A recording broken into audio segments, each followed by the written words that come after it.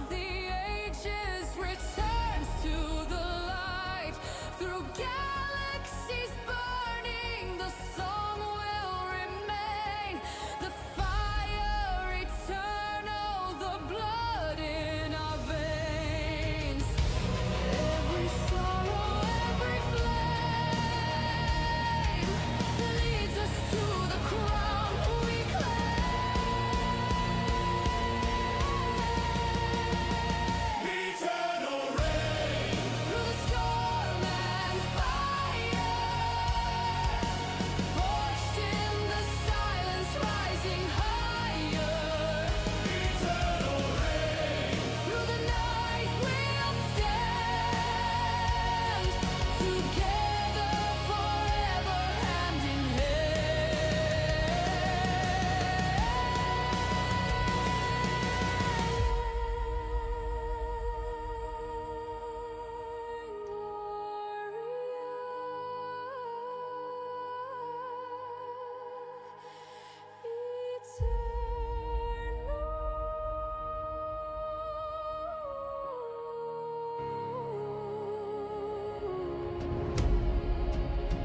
through every shadow, through endless skies, our voices will echo, will never die.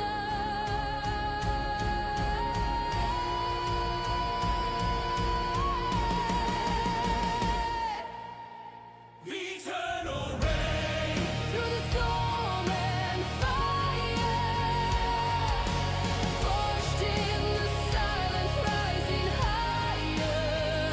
Eternal rain through the night, we'll stand together forever, hand in hand.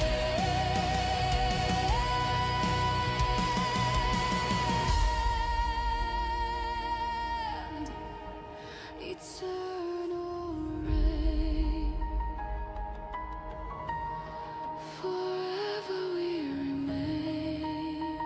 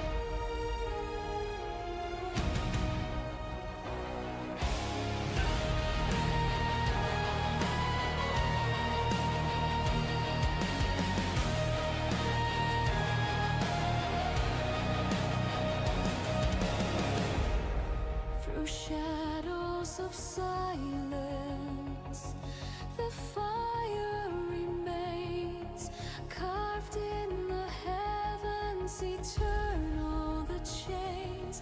But freedom is rising, the veil has been torn.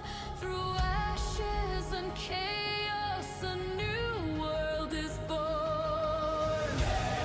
Every sorrow, every flame leads us to the crown we claim. Eternal rain through the storm and fire.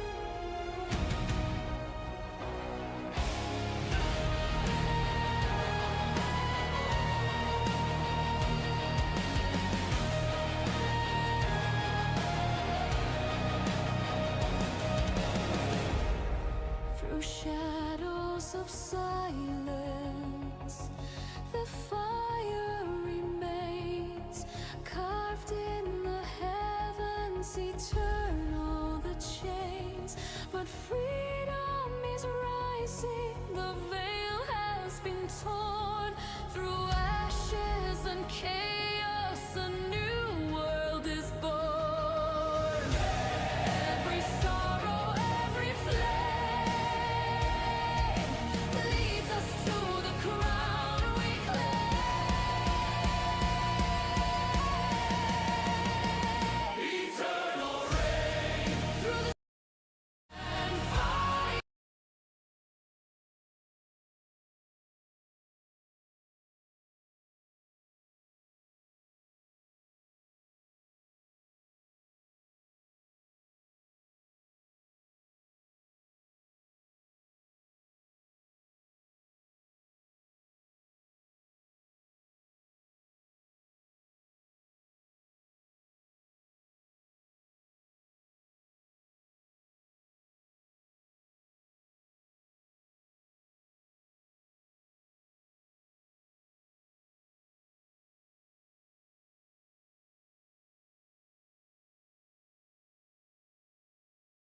Our voices will echo, will never die.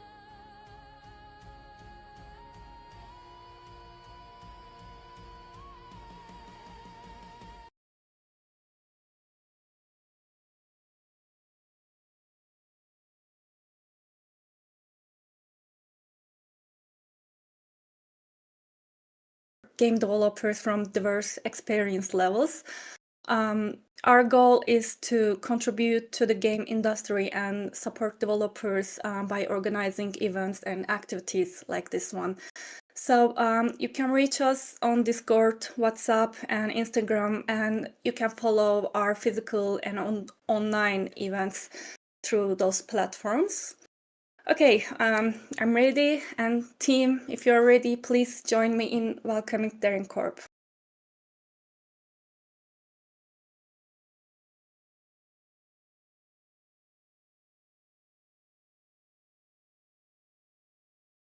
Yes, we were waiting for Darren Korb.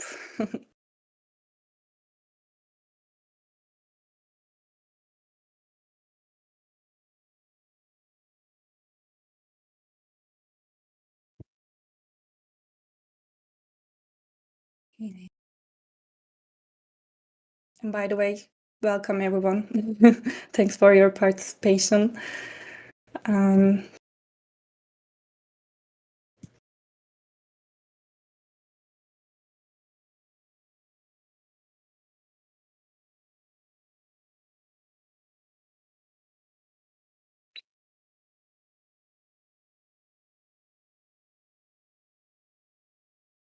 Yeah, I guess there is some problem.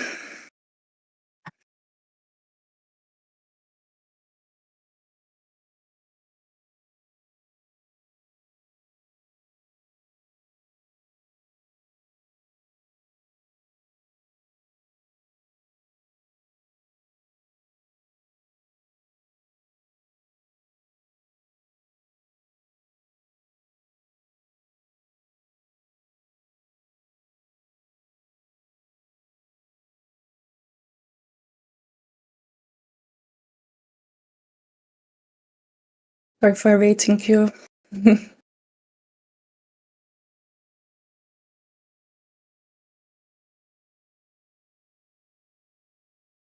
Thank you.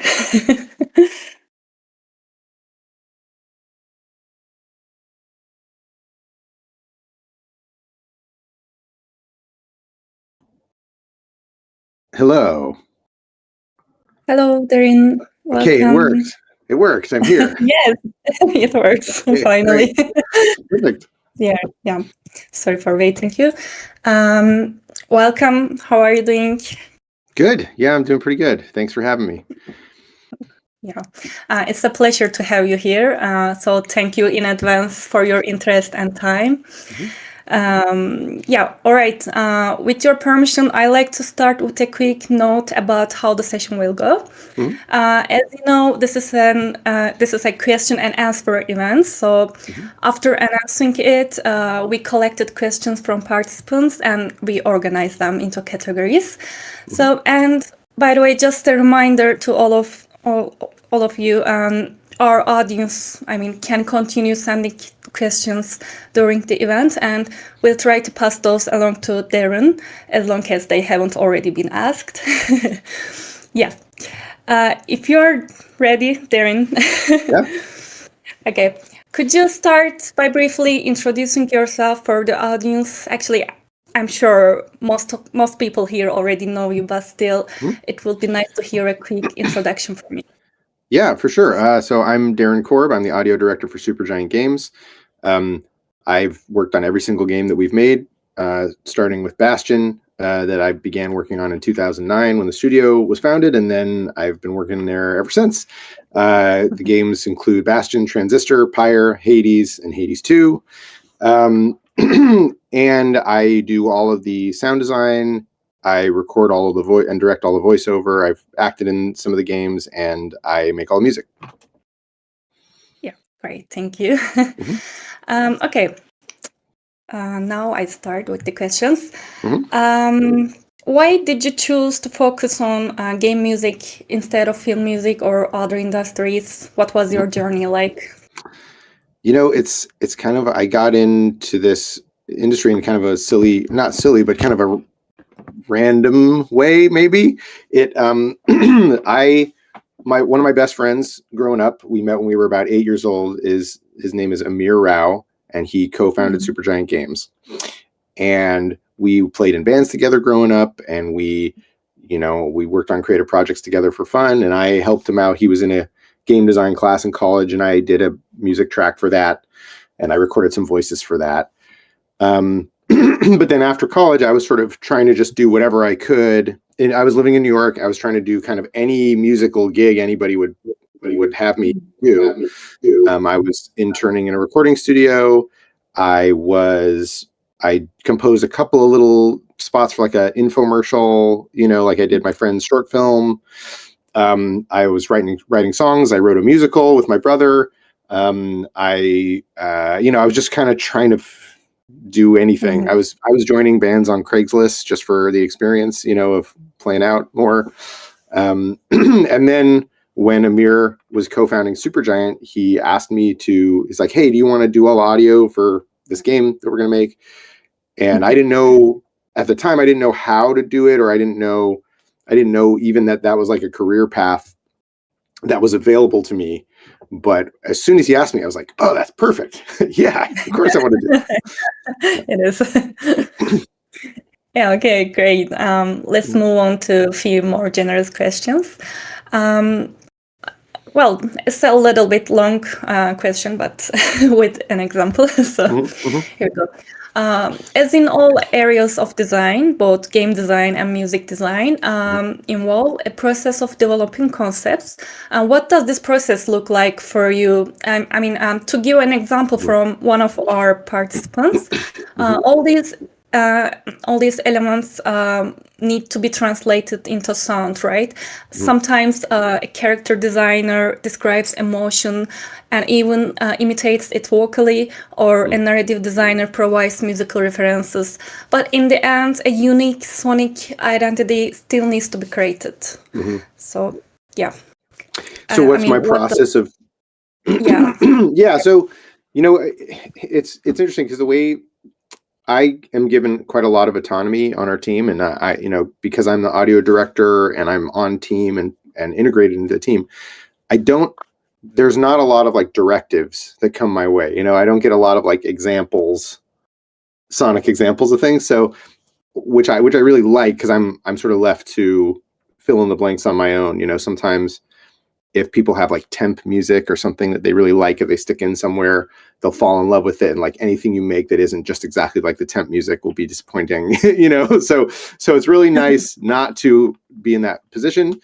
And for me, it's different kind of for each discipline that I'm working in. It's like but everything is really about reinforcing the tone, reinforcing, kind of helping just to deepen the player's immersion, and everything is kind of in service of that. So when I'm trying to figure out what the music's going to sound like, I'm thinking about, what is this game world like? What are the instruments that you might expect to hear in this setting?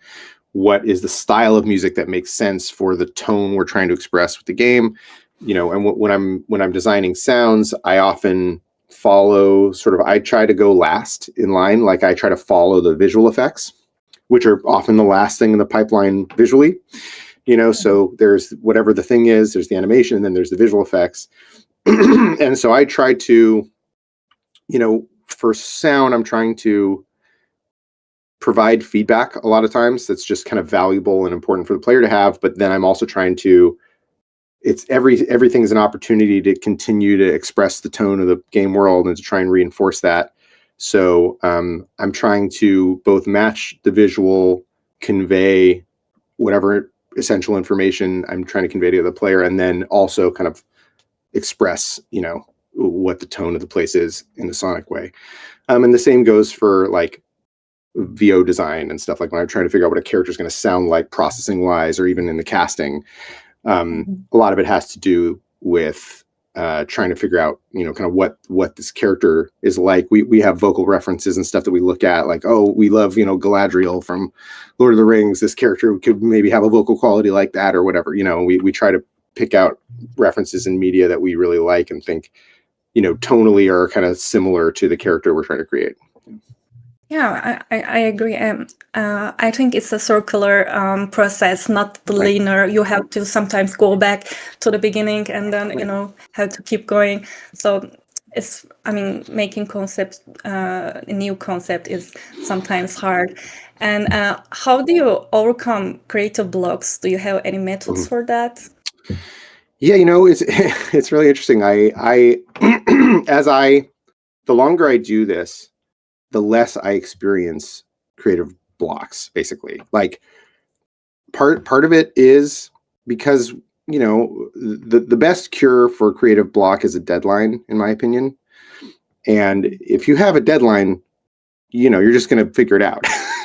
The creative block is a luxury, if you're having a creative block, it means you have plenty of time, if you the closer you get to the deadline, the less likely a creative block is to happen, and because for me, that creative block is like self-editing. It's like, no, that's not gonna, I don't know. It's just like kind of second guessing yourself, so I think for me, I have like at this point a pretty realistic understanding of how long it takes me to put something together. For example, like the big kind of biome pieces with the like in Hades and Hades 2, they have the sort of folk arrangement, then they've got the rock arrangement, and they've got the sort of intro section, and they've got the 3 stems. So for that I would allow myself about 2 weeks to make one of those, from start to finish, from idea to implemented in the game, finished, mixed, and everything. So, and once I had done enough of those, I was like, okay, 2 weeks is a reasonable amount of time. I'm not going to be crunched, but I'm not going to be, I'm not just going to be, twiddling my thumbs and sitting around. I've got to be working. So for me, it kind of strikes the right balance of understanding how long things actually take, having a deadline that's like there, but is a comfortable distance in the future and not, unreasonable, and just trying to be realistic about that stuff. And as far as, creative blocks go, it's like, I've just gotten more comfortable over time, sort of trusting my instincts. Yeah. And a lot of it's just about like, if I like a thing while I'm making it and I continue to like it throughout the process, then that's enough for me. It's sort of like, that's my North Star is, do I like this? And if the answer keeps being yes, then I'm on the right track, Yeah, instincts are important. Right. I agree. Right. And okay, how is audio integrated into game design and development? And at what stage do you usually start composing? Specifically, what kind of assets like art, mechanic, or level design help shape the musical direction the most? Yeah, it's really interesting because the music often is like the first thing that has like a thing that sounds like a finished product, or is similar to what the finished product will be on one of our games. We start prototyping, all of us, like at the same time at the very beginning of a project, and design is prototyping, and art is prototyping, and we're all kind of putting stuff in that we think might, that we're trying to get to what the actual thing is going to be.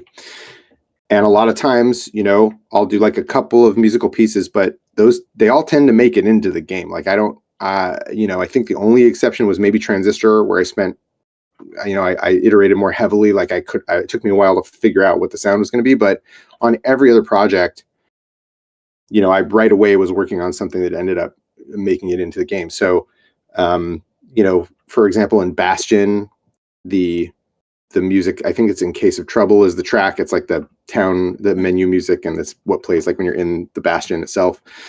The file name of that file in the game is Town Music Rough, is what it's called.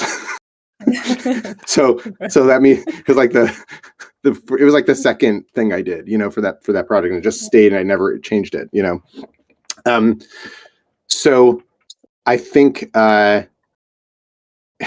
so to answer that part of the question, the music is often just kind of goes, I just start right away, and I'm kind of developing it in tandem.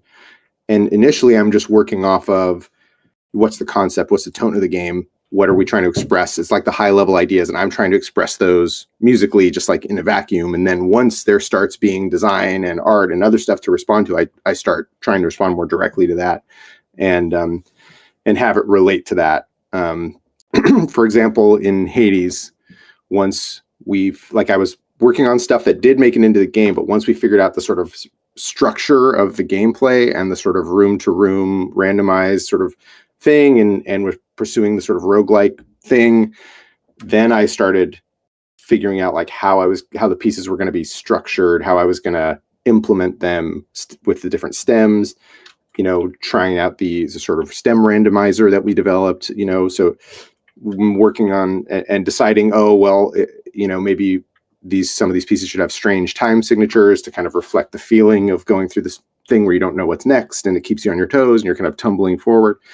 And so a lot of those decisions on the creative side, my creative process, are meant to sort of reflect and reinforce all the other stuff that comes in throughout. So I'll have a starting point right away, and then I'll just try to make it more and more specific, the more stuff there is to respond to. There were more parts to that question, but I forget what they were. You forget what? I'm sorry. Were there more parts to that question that I didn't answer? Oh yeah. I just gave us some specification, like what kind of assets, like art, mechanic, or level design, helps shape the musical direction the most. Right. Yeah. I mean, I feel like I think I answered it the best I can. Yeah, you did. Thank you again.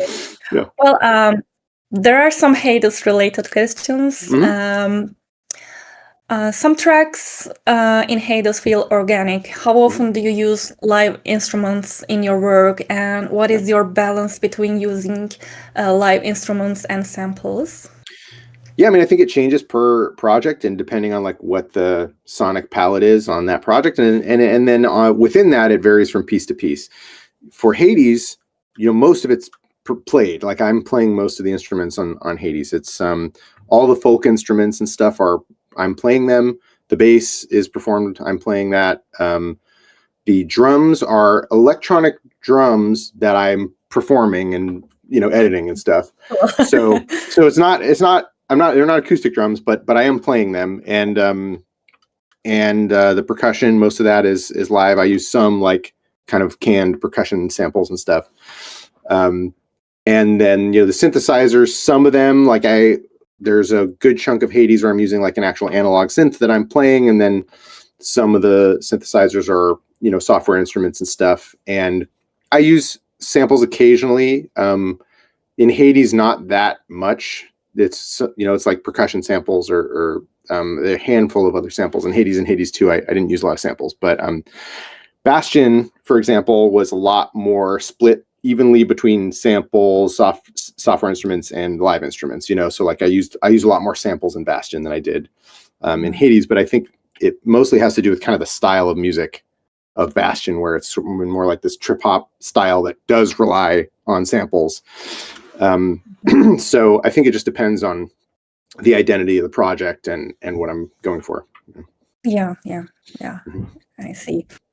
And how did you come up with the idea to put metal, folk, and electronics elements in Hades' soundtracks?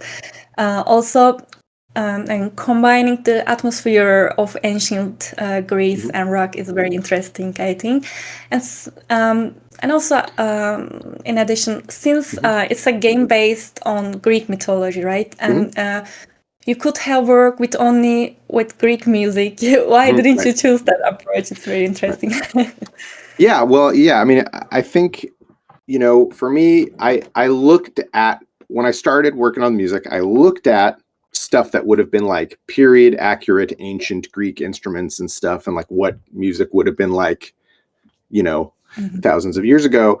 And it just wasn't like, to a modern listener, it's just not going to achieve, like, the palette's really narrow, and it's like 5 notes, and it's like a weird drony, reeded instruments and stuff on the aulos and whatever. It's like it's not stuff that's practical for trying to write a bunch of music on, So I kind of looked at that. I said, okay, good to know. And then I went like, well, I tried to answer the question for myself, like, what is evocative of this sort of region to a modern listener is sort of the approach that I used, because I'm not going for historical accuracy here, because it is like a fantasy game, and with sort of an ancient Greek like setting, but it's in the underworld, and it's all sort of, it's got this, it's definitely got a fantasy thing. So I tried to evoke a sort of region through the ear of a modern listener without getting too into the weeds on, well, is this like, did they have this in ancient Greece? So I was not allowed. So yeah, I mean, I ended up using the main instruments I used to sort of represent the region were the bouzouki, and then a couple of Turkish instruments, actually, the balama and the lavta. No, the next question is related. Right, yeah. Right. And just because those are sort of those were the things that I found that had the sort of most pronounced personalities that helped evoke the feeling of this place.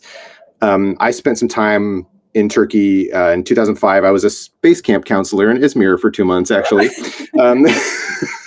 But I was exposed to a fair deal of Turkish music and stuff, and when I was there, and it left an impact for sure. And then as far as combining that with rock, when I start a project, I try to find a few different things to latch onto that aren't necessarily related, but are all trying to form a whole and express something, express the identity of the game. So for Hades, the sort of setting and period and place are expressed by those folk instruments that are sort of regional folk instruments. Then the sort of tone of the actual game and what you're doing and the setting, like another aspect of the setting, is expressed by the rock, the rock with the strange time signatures, because you're in hell, has got to be some metal, of course. And and then, oh, my dogs are barking. I apologize if anybody can hear that. I'm sorry. I don't know what they're barking at. And then those two elements, I think, did a pretty good job of expressing most of it. But then there's this aspect of it that's like kind of not too self-serious and a little bit quirky. And there's something about the roguelike genre in general that's a little bit slapsticky and a little bit silly. So that final element I call like Halloween music, which is kind of represented by the spooky theremin sounds, and so you sort of combine all that, and I feel like that kind of makes up the identity of the Hades music, Mm-hmm. Yeah. All right.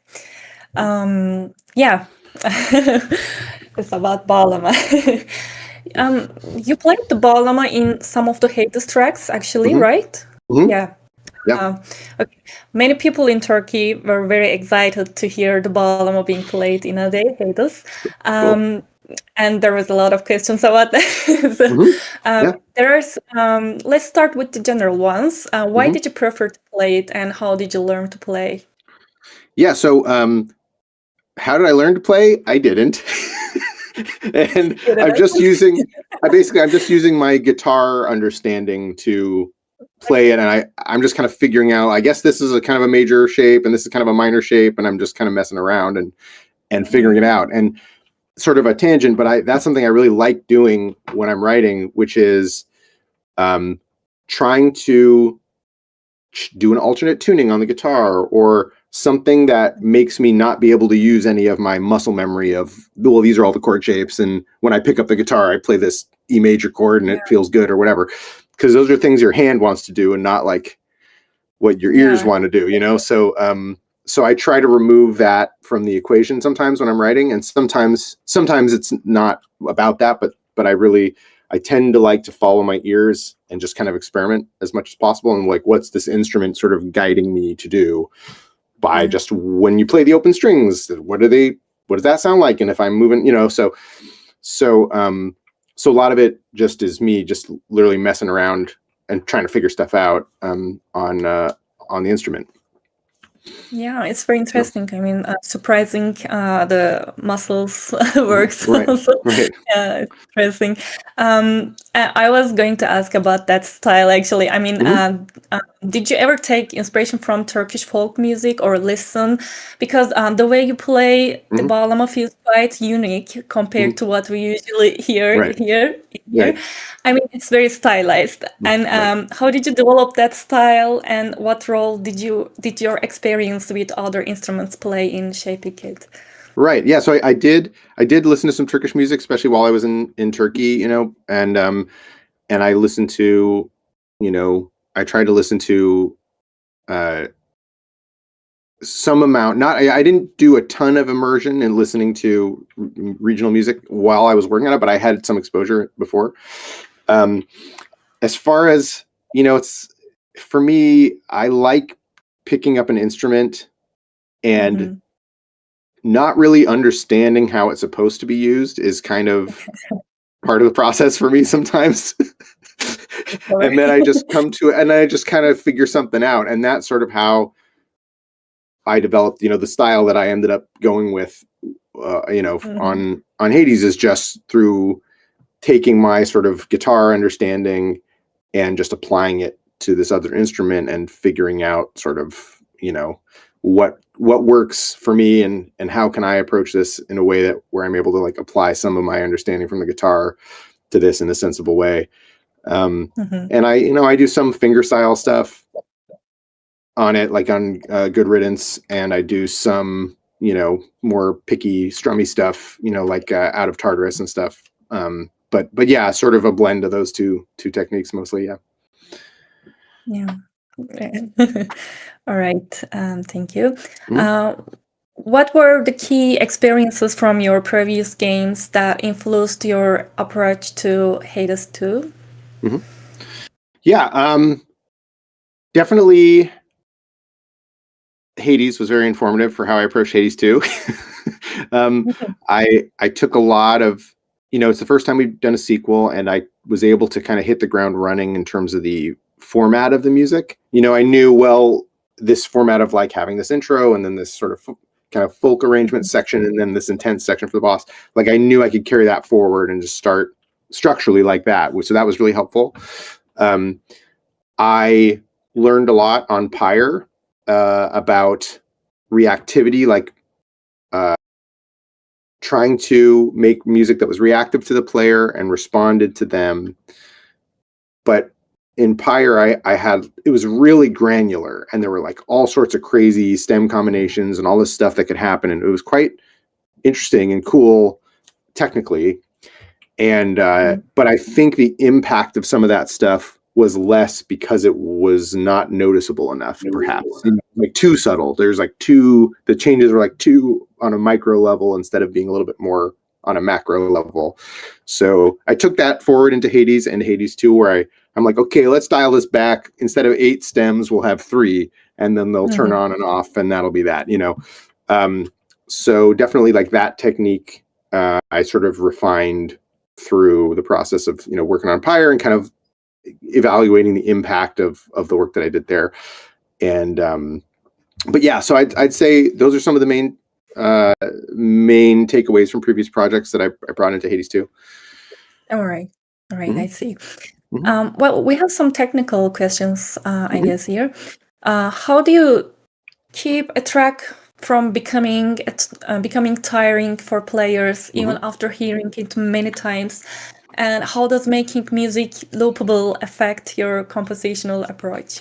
Right. So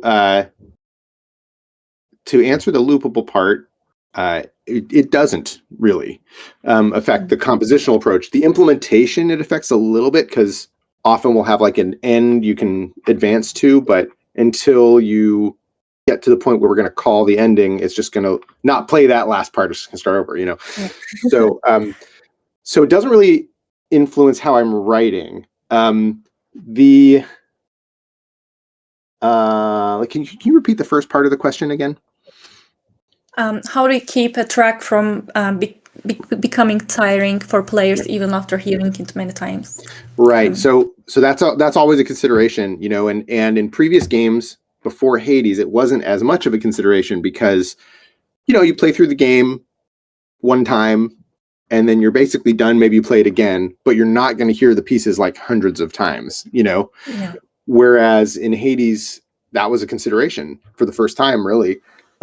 So the main thing that we tried to do in Hades to prevent people from kind of getting tired of a piece or to increase the longevity of a piece at least was the implementation and the way we did it with stem randomization and stems turning on and off. So for example, you know, on a typical biome piece in Hades, we have 3 stems. We have the drum stem, which contains drums plus some synthesizers, the bass stem, and then the guitars, which is just like everything else not covered by those 2.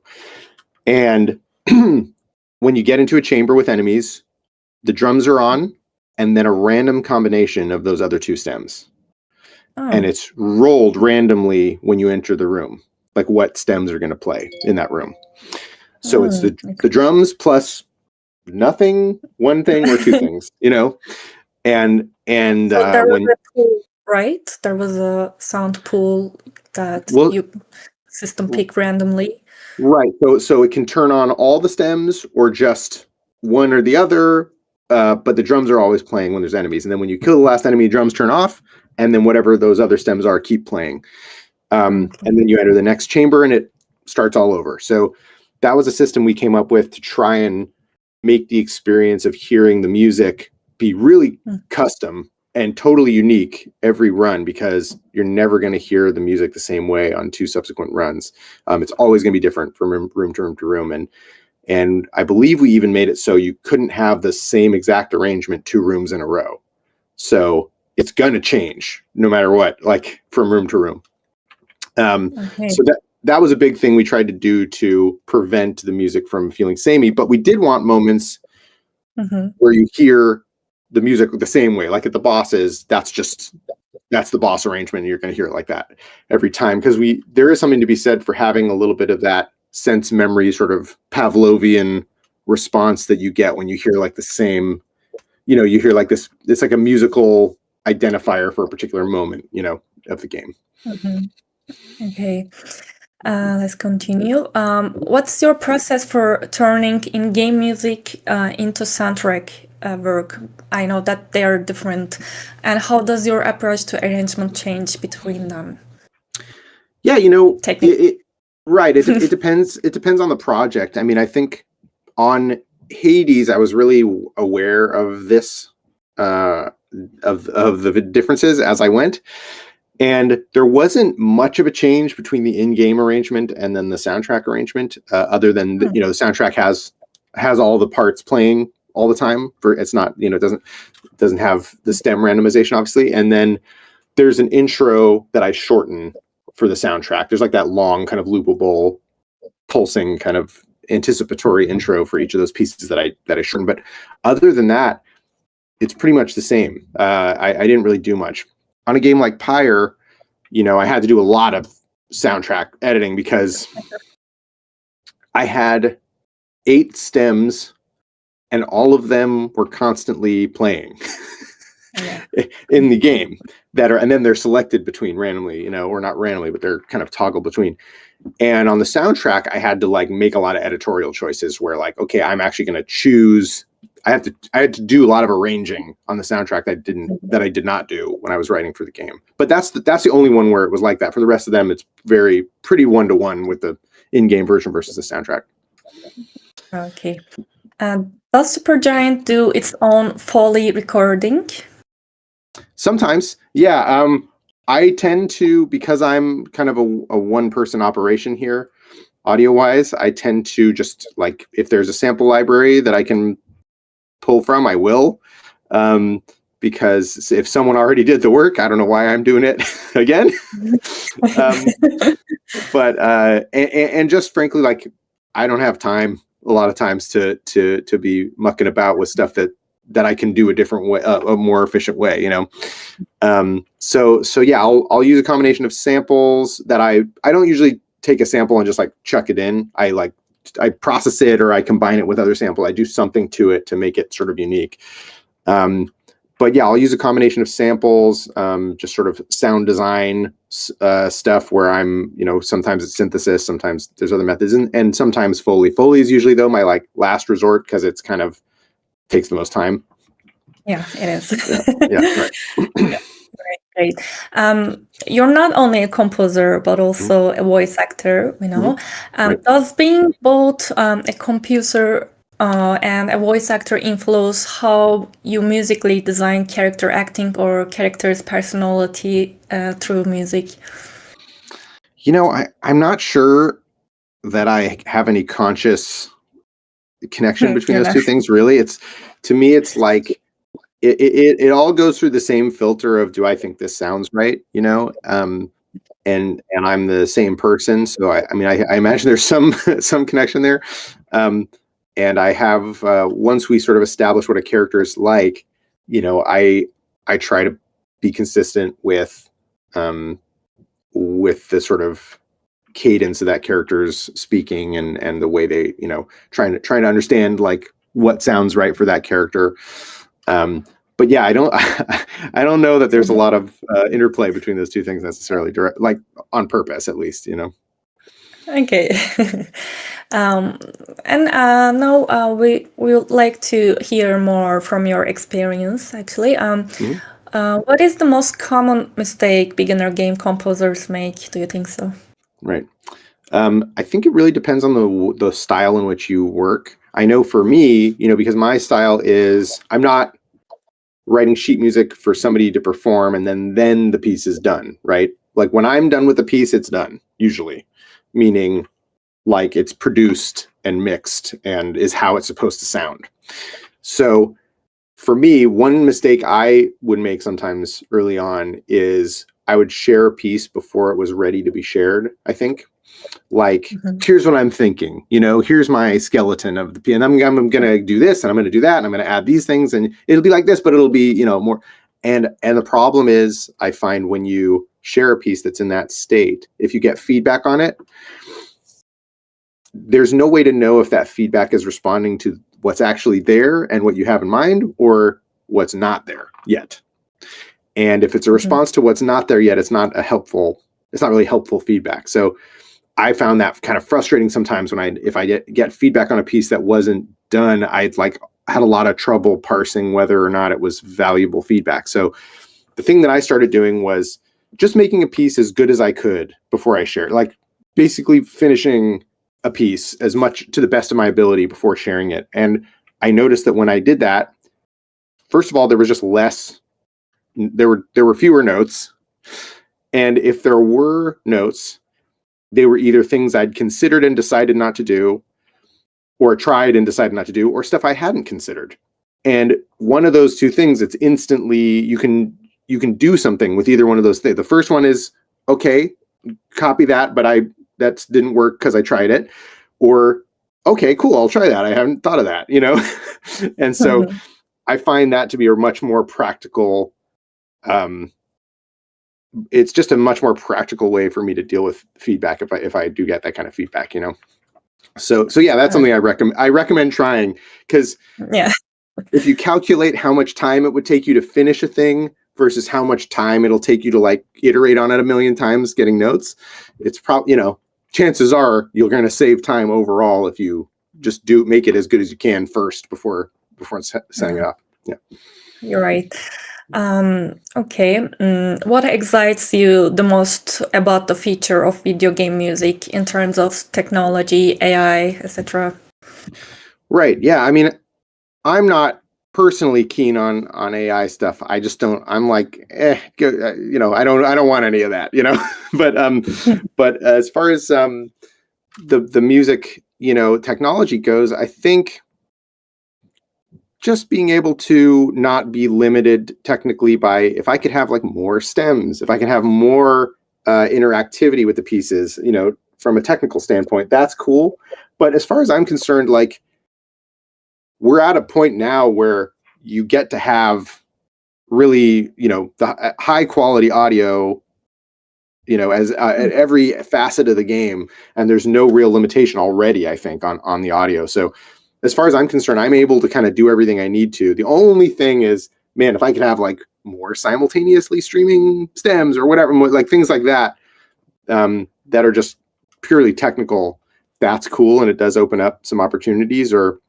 But I think pretty much, you know, I feel, I don't feel limited currently by what the technology is, you know. Mhm. Yeah. Okay, Darren. Now we have some quick questions for you. They're gonna be quick answers. Okay. We want. Ready? Yes. What is your favorite soundtrack in Hades? Ooh, my favorite track in Hades, I think, is maybe it's In the Blood. That one was really special for me to record. That's my We favorite. it was so much fun to work on, and I wrote it. We recorded the uh, chamber orchestra for that at Abbey Road in London, in like in the Beatles room where I got. It was like in the room where they recorded a bunch of the Beatles. I was like, you know, you see the pictures of them on the stairs, and it's like those are the stairs in the room. So that was, you know, an amazing surreal experience, and Ashley and I were singing live in the ISO booths while the orchestra was playing. It was wild. Okay. So yeah, that was really special. I think that one. Yeah.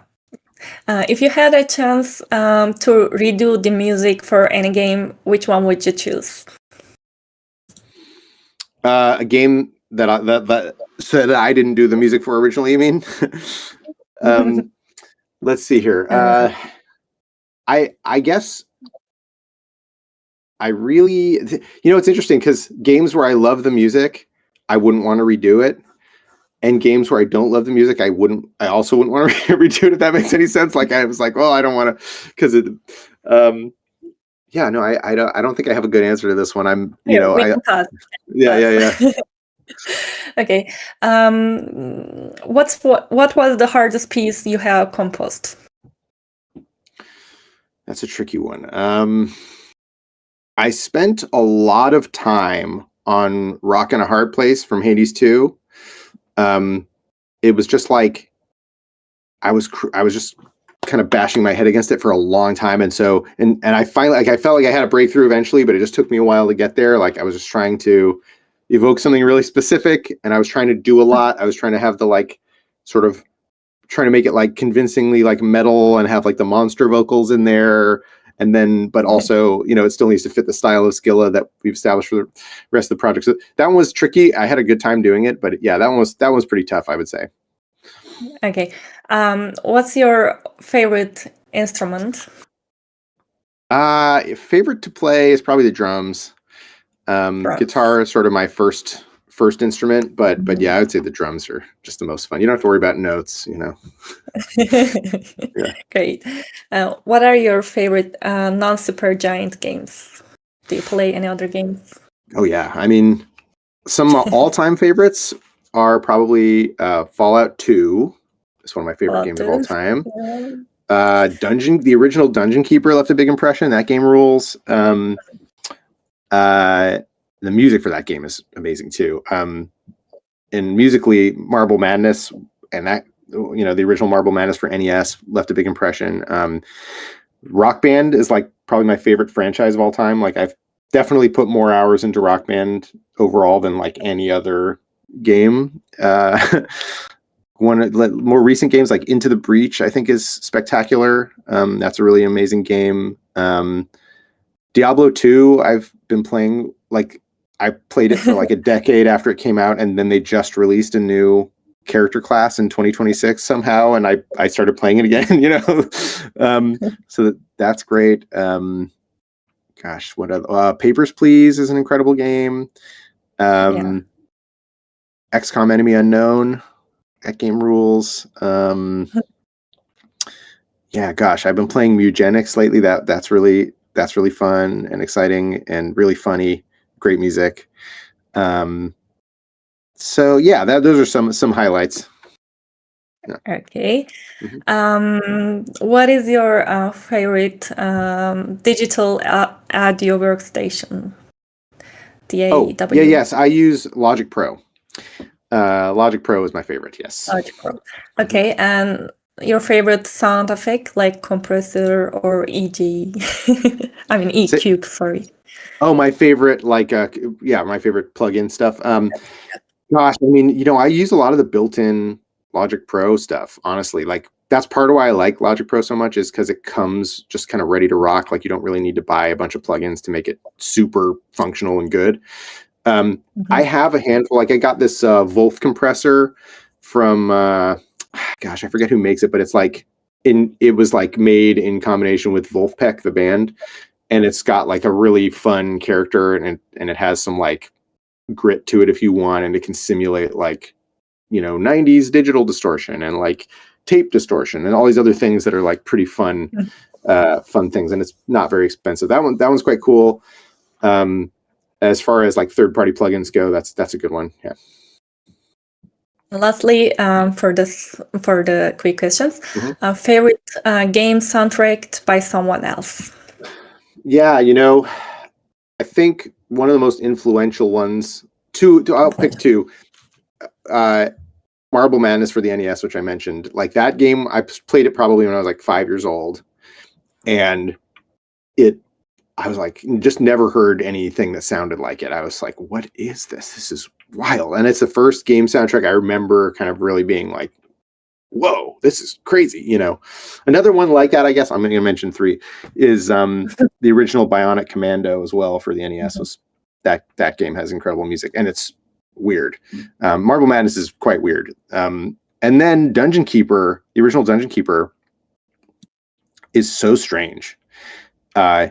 Because it's a CD-ROM, the first track is the game, and then the other tracks are the soundtrack. Yeah.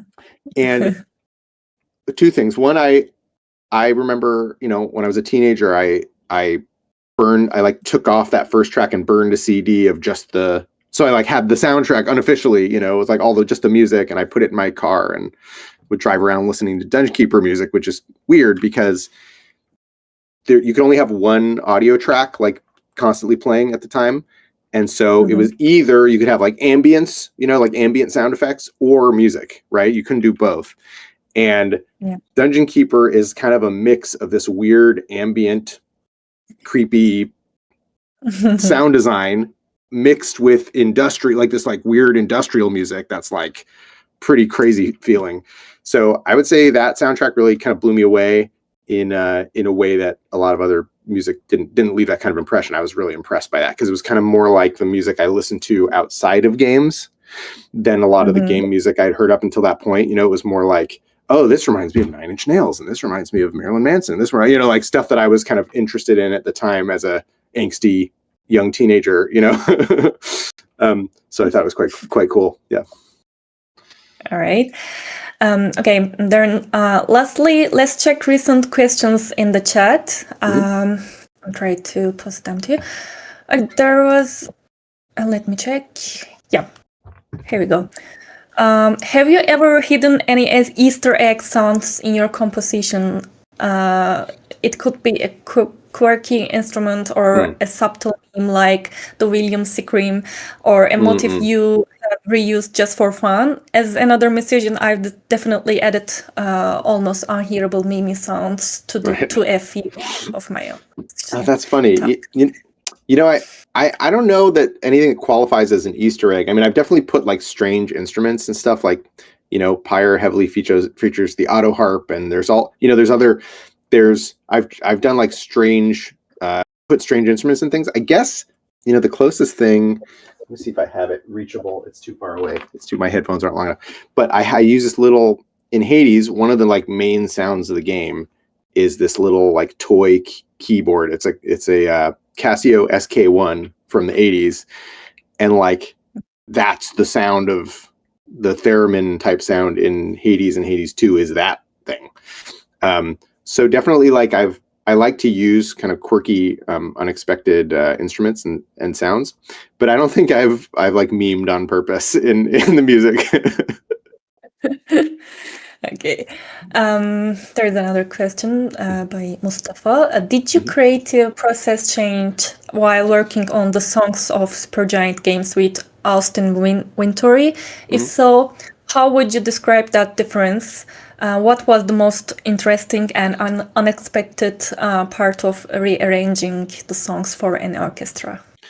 Yeah, definitely there's a process change. I mean, you know, we Austin and I worked with this guy, Brian LaGuardia, on the arrangements for that album. And, you know, it was just kind of, you know, he'd come back with an arrangement. I'd sort of have the concept for maybe we can do this kind of thing with this piece. And then he'd come back with an arrangement. We'd give notes, and Austin would give more technical notes, and I would give like vibe notes, you know?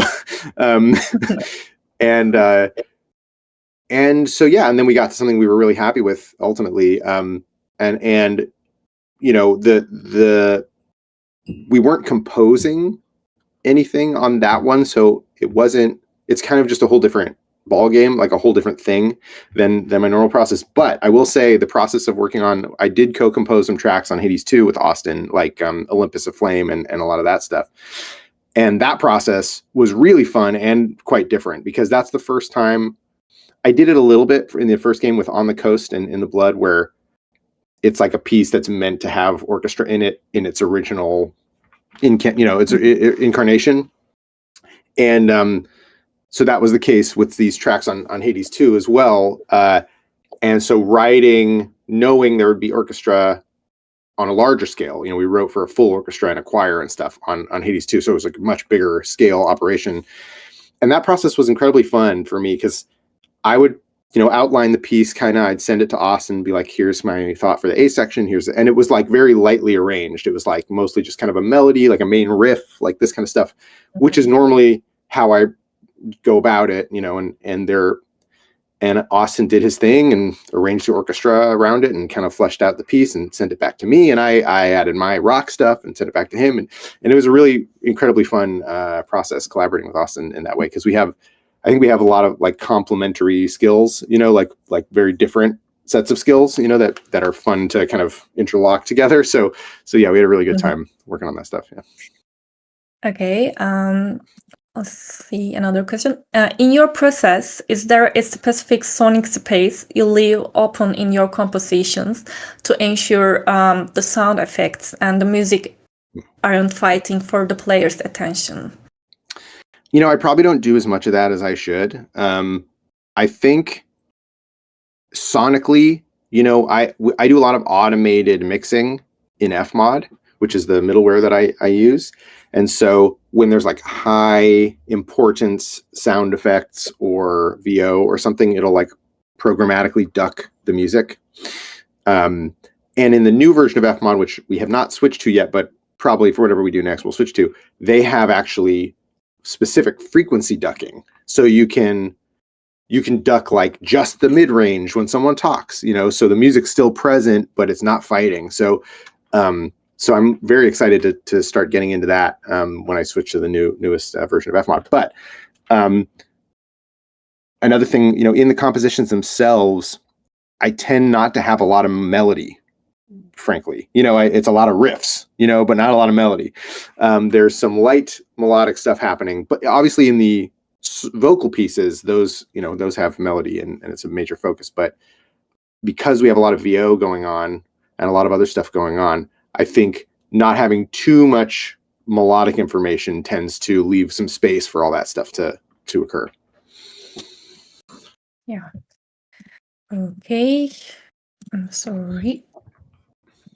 There we go. Yes.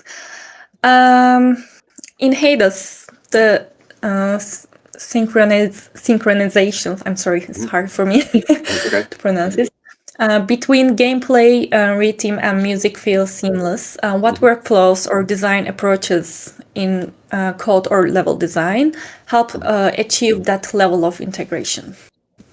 Yeah, I mean, I think it has to do with the system that I spoke of before about the way we progress through the pieces, the way we choose which stems play back, where there's sort of moments of randomization throughout the run, and then moments that are the same every time, and sort of like a combination of those things to try to make it feel scored to your specific experience you're having and responsive to what you're doing. So I think a lot of it just has to do with like how it's some creative decisions up front, like choosing what the format of the pieces is going to be, where we have the multiple sections of the piece. So it sort of grows as you progress through your run, and then has like a climax when you get to some sort of mini boss or boss. And so it's like that creative decision, and then how we implement it, practically speaking, where, we have the ability to sort of advance to a specific section in Fmod and, at a specific time, and then do the randomized stem mixing. So yeah, I would say it's sort of like, my best guess is that's probably what's contributing to that feeling. All right. For developers who aren't strong in music composition, how can they define and maintain a strong audio direction when working with composers or pre-made assets? Gosh, that's a really good question, and I don't have a great answer for it because I don't have to do a lot of that kind of communication myself because I make the music mostly. I mean, the times I have collaborated with people and work with them, just giving kind of a clear directive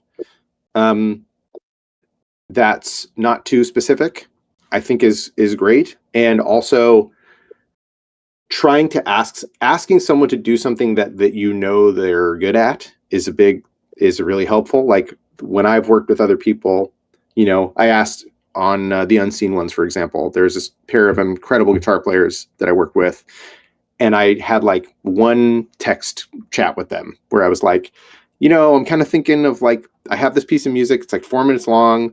I'm thinking it would be incredible to have like a guitar duel over the top of this, kind of in the style of Tornado of Souls by Megadeth, just reference that and do this over there. And they're like, cool. And then they came back to me like a day and a half later with like a perfect guitar duel all mixed and ready for me to just drop right into my piece. So that was incredible.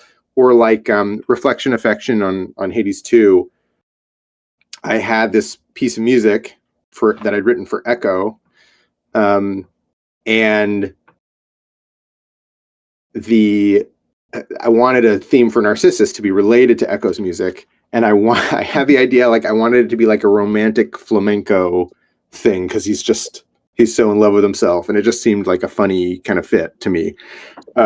So I found this incredible, through a recommendation from a friend, found this incredible flamenco guitar player, and I just said, hey, can you just do a flamenco cover of this piece? Like just do a romantic flamenco cover, no percussion, expressive, free tempo, and I just gave him a handful of sort of keywords directionally, and he came back and it was perfect. It's like just sort of if you pick the right person for the gig, it's going to come back in an exciting way, I think. Okay. Dream, by the way, we're almost done our time, but if you have any more, more 10 or 15 minutes, can we just continue, or do we need to just close It up. would be great to wrap it up fairly soon, but I've got some extra time. Yeah, it's okay. Yeah. Okay, thank you. There's any other quick question from the chat. Do you know any Turkish songs? Do you have any favorite? Gosh, what was a band that I heard so much when I was in Turkey? This is 2005. There was like this. God, I don't remember their name. Yeah, there was a rock band. There's a rock band that I heard like constantly on Turkish radio when I was there. I don't remember their name. Okay. Yeah. Okay. Here we go. Yes. I'm sorry. On a personal note, what are your favorite soundtracks from the NES, CNES? I mean, right. And PS1. I don't know what they mean. Right. Nintendo, Got Super it. Nintendo, PlayStation. Yeah, I know what you're talking about. Yeah. So yeah, I mentioned Marble Madness and Bionic Commando probably for the NES. Super NES. You know. And Punch Out. Jeez, God, can't believe I forgot Punch Out. Super NES. You know, I loved a lot of the music for Super NES, but I don't think there are soundtracks there that made as big of an impression on me. Just because the sounds on there started to get closer to like real music sounds, and I was like, because I like the Nintendo. I was like, I like the sound of those things on the Nintendo chip, you know. So NES started to get more like realistic samples. I was like, okay, you know. So, but yeah, there's some really cool music for Super Nintendo, but I actually can't pull one that made a big impression on me musically. And then same with PlayStation also. Like I there's some cool soundtracks, but nothing that really sort of blew my mind in the way that the NES stuff did. Yeah. All right. As the voice of Zagreus, how did you balance the character's divine nobility with his rebellious and youthful spirit in your performance? Additionally, how did the experience of hearing your own voice as the leader character influence your process when composing the soundtrack? Yeah, you know, I don't know that it had a lot of effect on the soundtrack composition necessarily. I think, figuring out Zag's tone was like a thing that took us a while, and that's kind of why I ended up doing it, was because we had a pretty specific thing in mind. He had like a few things about him that we really wanted to express, where he's, you know, he's a prince, he's raised in this sort of noble setting, but he's a little bit of a troublemaker, and he's got kind of like a wry, kind of rebellious attitude. And so trying to express that vocally, you know, we got some auditions, we didn't hear anything quite exactly like what we were looking for. And so, you know, I was like, well, let me try and express this stuff. I kind of have an idea. And some of the things we thought about were like Tom Hiddleston as Loki was like an example of like, this guy kind of has the proper prince, also mischievous kind of vibe. So definitely like I looked at that, and there were a handful of other influences as well. But yeah, once I did kind of a demo of what I thought he might sound like, and the team ended up really liking it. And so I just was like, okay, well, I'll do it for now, and then we'll replace it later once we find a real actor. And I just kept doing more and more and more and more. And then it became me doing it. So yeah, it's one of those things where, just trying to like express the idea, it turned out that people really dug it, and we stuck with it. Okay, I guess we are done with the questions. We have now come to the end of our event. First of all, Darren, and also everyone who joined us, thank you very much for your participation. Darren, is there anything you like to add before we wrap up? Like any comments for the event, any advice for the audience, or anything? Yeah, I mean, one thing that served me well personally that I like to recommend to people is really trying to take stock of what your specialty is, and trying to like just do that as best you possibly can. Having a voice is not a bad thing, having your unique voice that's identifiable. It's valuable to be able to be a chameleon and to be able to kind of do anything and do any style and all that stuff. But having a thing that sounds like you, I think is, it's something that is valuable to having a creative point of view. Okay. Also, please let us know if you will come back to Turkey and spend some time here so that maybe we can set up a game music composing workshop together. Why not? Yeah, This right. way That sounds you good. will also get meet the Turkish game community physically. It will be really amazing. Right. Yeah. I don't have any immediate plans to come back, but maybe in the next few years here. Yeah, and I'm an architect, so I can set a quick trip for you. Yeah. Okay. Cool. And okay, we wish everyone a great day. Hope to see you at our future events. And I guess, Darren, we're gonna take you to the backstage. Please don't leave yet. Yep. Thank you, everyone. See you. Bye.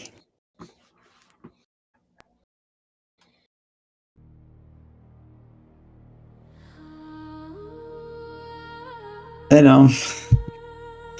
Durun, dağılmayın. Ya da dağılın.